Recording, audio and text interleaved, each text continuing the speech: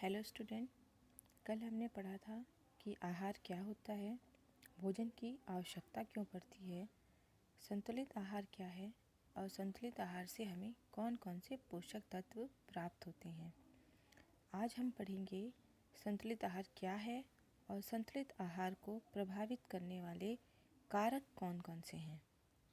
तो सबसे पहले हम जान लेते हैं विभिन्न खाद्य पदार्थों जिनमें विभिन्न प्रकार के पोषक तत्व निहित होते हैं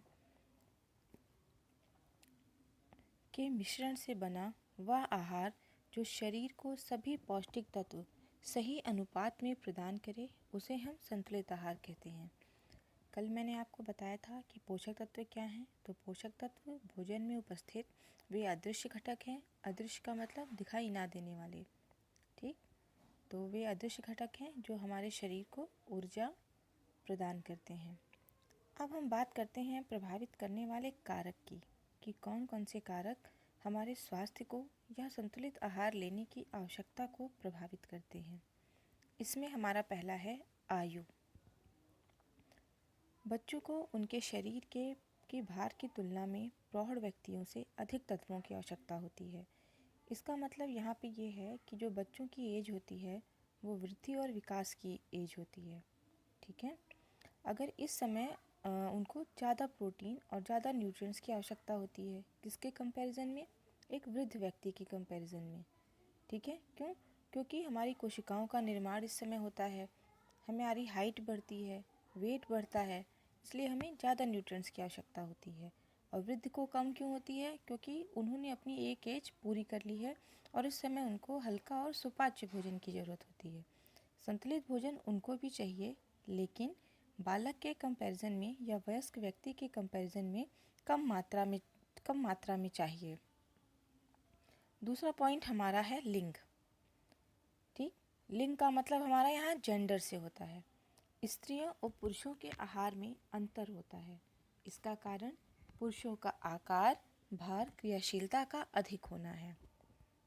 यहाँ पे इसका मतलब है कि स्त्रियों का जो शारीरिक वेट होता है वो भी पुरुषों से कम होता है। जो वे कार्य करती हैं वो भी पुरुषों से डिफरेंट होते हैं। मतलब क्या होता है कि जो वुमेन होती हैं वो ज़्यादा हैवी वर्क नहीं करती हैं, ठीक है। तो उनके आहार में और पुरुषों के आहार में भिन्नता होती है। तीसरा हमारा है स्वास्थ्य। व्यक्ति का स्वास्थ्य भी पोषक तत्वों की आवश्यकता को भी प्रभावित करता है। अस्वस्थ व्यक्ति के शरीर में टूट फूट अधिक होने के कारण निर्माणक व सुरक्षात्मक तत्वों की आवश्यकता अधिक होती है, ठीक। अस्वस्थ व्यक्ति मतलब जो बीमार है उसको जल्दी रिकवर होने के लिए ज़्यादा न्यूट्रिएंट्स चाहिए। किसके कंपैरिजन में? जो व्यक्ति स्वस्थ है उसके कंपैरिजन में। बात समझ में आ रही है कि अगर हम ठीक हैं तो हमको संतुलित आहार तब भी चाहिए, ठीक। क्यों चाहिए? ताकि हम अपने स्वास्थ्य को बेहतर बना सकें। लेकिन अगर हम एक अस्वस्थ व्यक्ति से अपना कंपैरिजन करें तो क्या होगा कि उसको रिकवरी के लिए ज़्यादा न्यूट्रिएंट्स चाहिए। तो इस दृष्टि से भी जो हमारा स्वास्थ्य है वो संतुलित आहार लेने की क्षमता को प्रभावित करता है। चौथी हमारी हेडिंग है क्रियाशीलता। अधिक क्रियाशील व्यक्ति को ज़्यादा पोषक तत्वों की आवश्यकता है। क्यों है? हमने पढ़ा हुआ है कि हम 3 तरह के कार्य करते हैं या 3 तरह के कार्य करने वाले होते हैं: सेडेंट्री वर्कर, मॉडरेट वर्कर और हैवी वर्कर, ठीक है। तो क्रियाशीलता के आधार पर जो व्यक्ति ज़्यादा कार्य करेगा उसको ज़्यादा पोषण की आवश्यकता होगी, कंपैरिजन टू जो व्यक्ति कम कार्य करेगा। कार्य भी हम 3 प्रकार से करते हैं: शारीरिक कार्य, मानसिक कार्य और शारीरिक और मानसिक दोनों। जैसे जो हमारे मजदूर हैं वो शारीरिक कार्य करते हैं तो उनको ऐसे भोजन की आवश्यकता होगी जिससे उनको एनर्जी मिले। जैसे उनके भोजन में कार्बोहाइड्रेट ज़्यादा होना चाहिए, उनके भोजन में वसा ज़्यादा होनी चाहिए। लेकिन जो ऑफिस वर्क करते हैं, ठीक है, जो मध्यम कार्य करते हैं या जो दिमाग का इस्तेमाल ज़्यादा करते हैं उनके खाने में प्रोटीन ज़्यादा होनी चाहिए। इसलिए एक व्यक्ति की क्रियाशीलता के आधार पर भी जो संतुलित आहार की आवश्यकता है वो भी अलग अलग होती है। पांचवा हमारा है जलवायु और मौसम। ये तो आप जानते ही हैं, भारत क्या है, एक मिश्र जलवायु वाला देश है। तो यहाँ हम हर तरह का खाना खाते हैं। लेकिन जहाँ अगर हम बात करें, जैसे कश्मीर की ही हम भारत में बात कर लें, वो क्या है, एक ठंडा प्रदेश है। तो वहाँ जो हमें संतुलित आहार चाहिए वो अलग होगा कंपैरिजन टू हम राजस्थान की बात करें। अगर हम कश्मीर और राजस्थान का कंपेयर करें तो राजस्थान क्या है, गर्म जगह है। कश्मीर क्या है? ठंडी जगह है।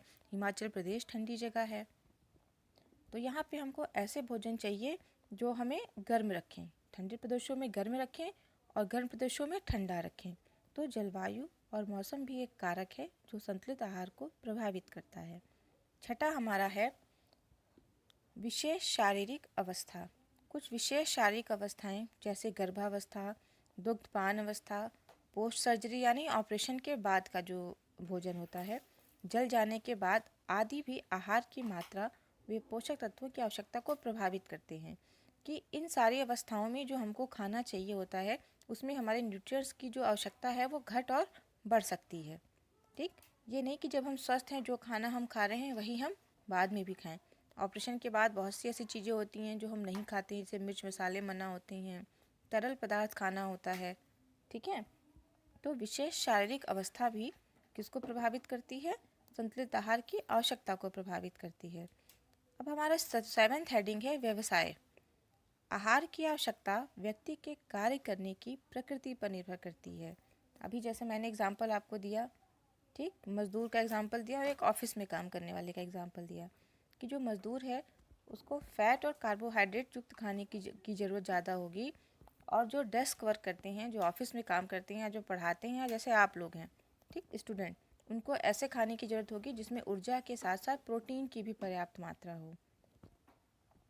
देखिए नीचे लिखा भी है कि शारीरिक या मानसिक श्रम करने वाले व्यक्तियों को अधिक ऊर्जा युक्त तथा अधिक प्रोटीन युक्त आहार की आवश्यकता होती है। 8वीं हेडिंग हमारी है शरीर का आकार या बनावट। शरीर के आकार के अनुसार भी पोषक तत्वों की आवश्यकता भिन्न भिन्न होती है।